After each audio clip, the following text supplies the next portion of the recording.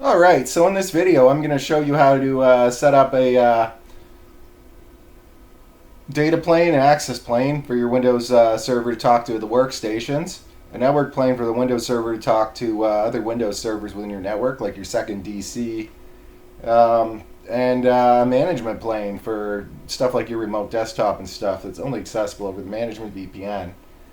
Now, let me connect to the VPN first because I can't do anything without doing that since it's already set up. Perfect, I'm connected. So now let me connect to my DC1.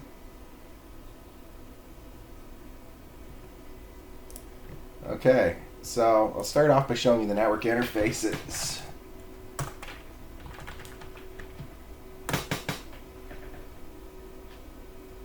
Now, let me just pull up the other.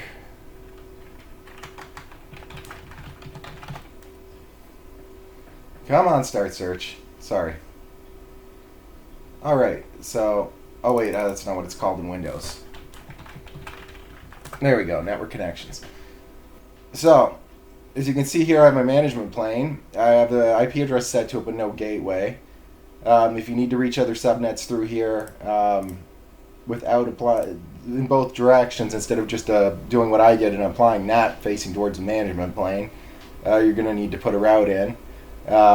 The default gateway I've set on the access plane. Technically, you can put your default gateway on the management plane and then just define routes to your access plane, but that's beyond the scope of what I'm showing right now. I wanted to keep this simple for my first video for this subject on Windows. And you can see my network plane, which is for between the servers. So 60 dots my management plane, 61 dots my access plane, and 70 dots the network plane.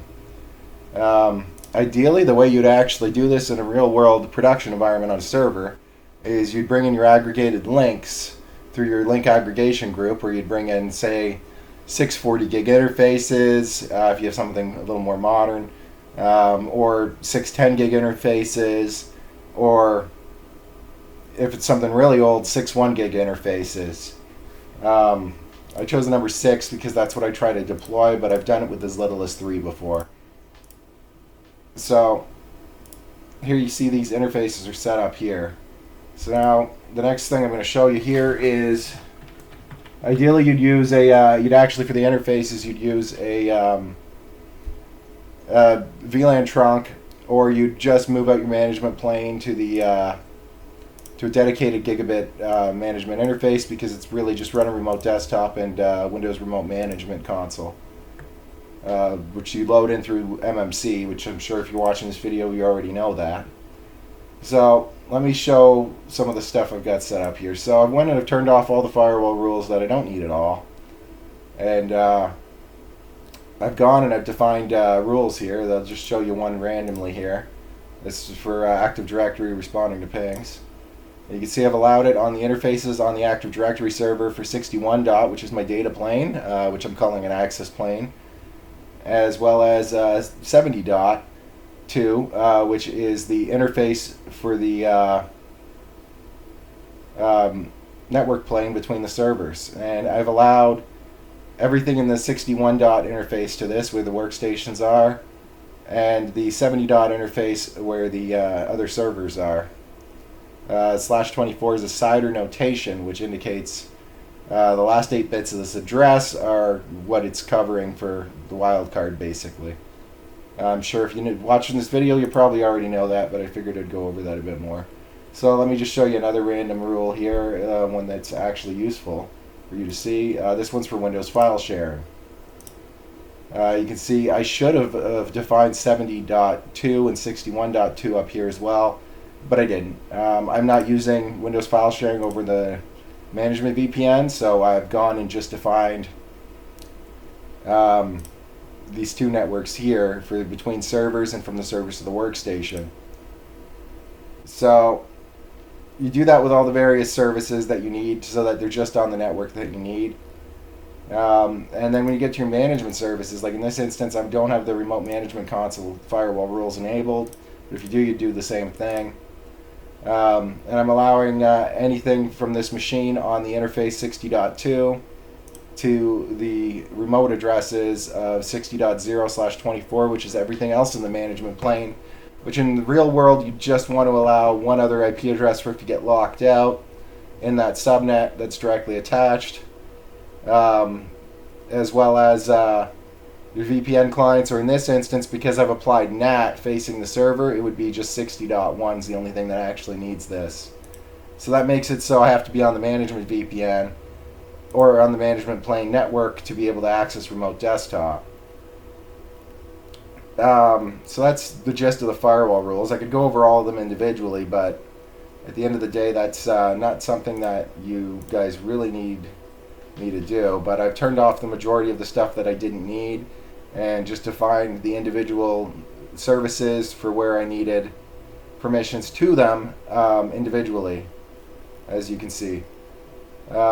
It's pretty straightforward. Microsoft has probably the easiest to use firewall interface ever with the Advanced Windows Firewall. My only real complaint is, I'll just pull up Remote Desktop again to show you, if you want to add in off of a predefined list, despite the fact that I think at one point you could change this, it seems in newer versions of Windows Server you can't. So you can't just set it so management network, VPN users, management VPN users, normal VPN users, that sort of thing. You can't do that anymore. So you have to just remember the IP addresses and put them in. It's also worth noting you have to do this for both IP version 4 and IP version 6. You can see the examples here. In this instance, I've only deployed IP version 4, so there's no need to do it for IP version 6. Now let me just close that out. Now that's the gist of how you have to configure it. The actual configuration takes quite a while because you're clicking your mouse for an obnoxious amount of time. But anyways, let me go switch over to the workstation here. So you can see how this works.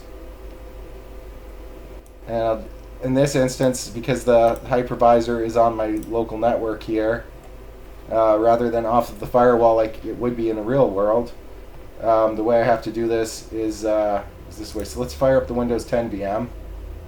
This is connected to the domain controller. So just let it boot up real quick, and then I'll show you the how it can still log in, it can still access the file shares, it can still do that, but it can't access remote desktop or any of the other remote management services. Let's just give it a second to load. I probably should have preloaded this machine. Sorry about that, guys. There we go. Now we should have WinLogin up here any second now for WinLogon. There it is.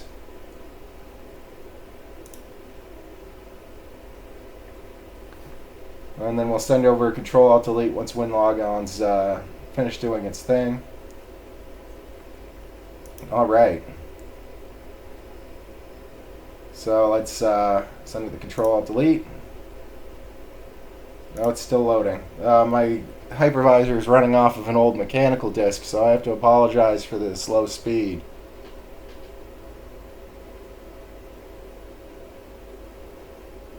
Wow, Windows is slow.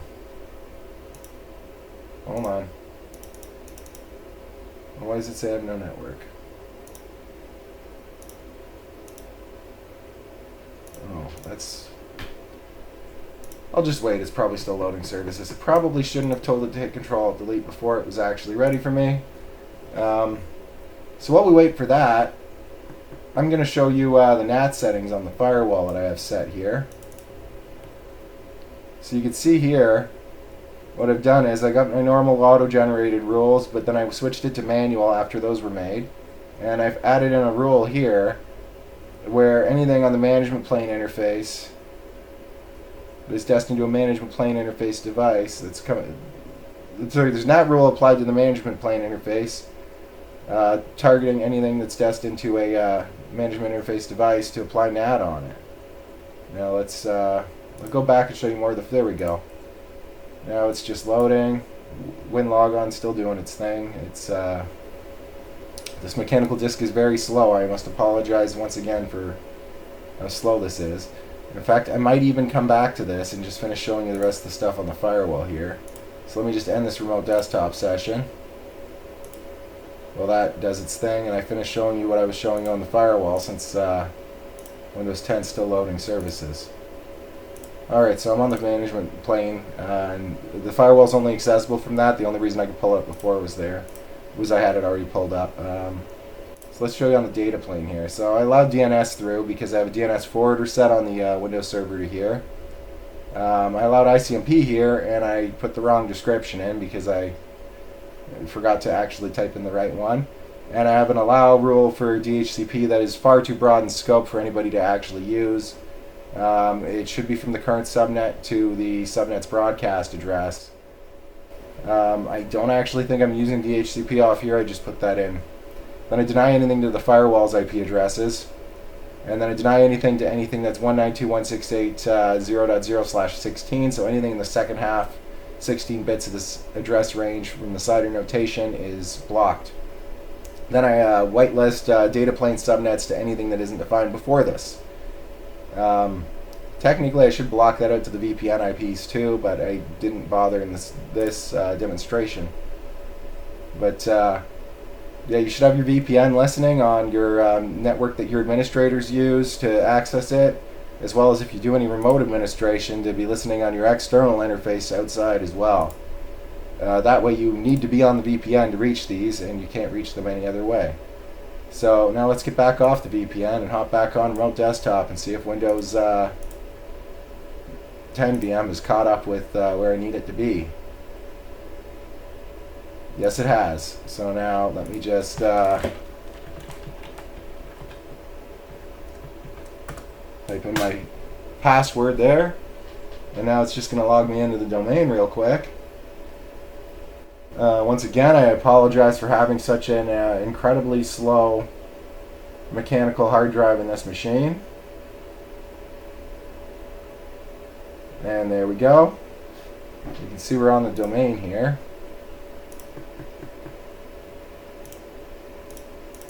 Now let's just oh, it's still loading stuff. Get rid of that stupid button there too. There we go. Oh, it's running the log script. So here's my Windows file share on the domain controller, my Z drive. You can see everything's still working for that, but if I try to use remote... Okay, I had a little bit of a hiccup where I accidentally stopped recording because I must have hit the wrong button. So let me just log into the workstation here. This is the Windows 10 workstation.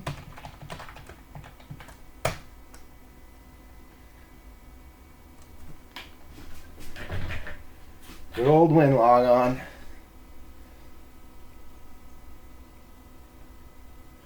At some point it'll finish logging in. I just rebooted it so you'd get the whole process again. Alright, so I think I showed off the share before it stopped recording. Just in case I didn't, I'll show you it still works. Oh, Windows is still loading things. Well, at some point Windows will be done being Windows. Oh, there we go. I think it's done now. Just ran the login script. So there's the Windows share. And I think I was going to show you guys that remote desktop doesn't work anymore. So let me just ping DC. Ooh. Okay, there you go. You can see DC1's responding. I'm going to go by IP address, but it doesn't actually matter if you do or not. I just want to make sure you see it doesn't. You can't connect to it from the Windows workstations anymore. I was actually going to not make this video, but I decided to make a lower effort one that was much shorter than what I had initially planned, which I think I've already outlined before. Because I keep seeing in the news article how many problems people are getting from their lax security with their remote desktop, both in exposing it towards their workstations, and in some cases some people are actually stupid enough to put it straight on the internet. I don't know why anyone would do that. It's not been a good idea since at least 2004, and it's been recommended against since at least 2006. So you can see here it can't connect to remote desktop. It's because this machine is not on the management VPN or on the management plane, so it can't reach it. So that's the gist of this, and thanks for watching. If you like this video, I can make a better one where I have two domain controllers in the same office. One domain controller in a branch office connected via site-to-site VPN, and I can show you how to put this all together in a bigger scale environment, even though you can probably already apply what I have in this video towards that if you've got your MCP, which if you know what Contoso is, at the very least you're educated. So yeah, if you like this video, let me know. If I get 4,000 views too, I'll actually go as far as writing a script to automate this.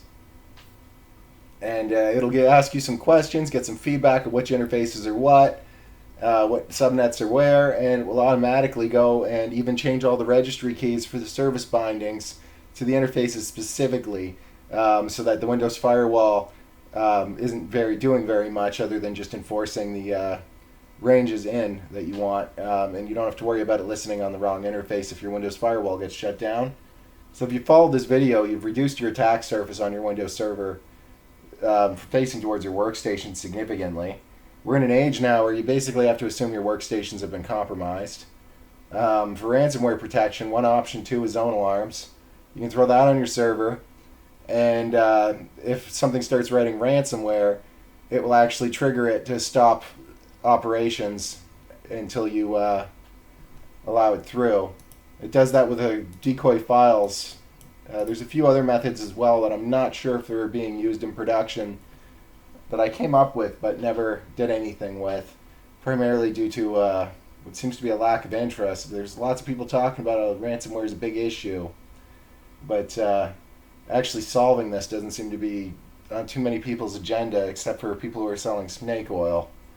Some of it works, but yeah, if you like this video, give me a subscription, a comment, push like, and I'll be doing more if I get enough attention from this one for Cisco, iOS, Linux servers, and heck, even throw in some comments of what else you want to see how to do this on, and I'll see if I can manage.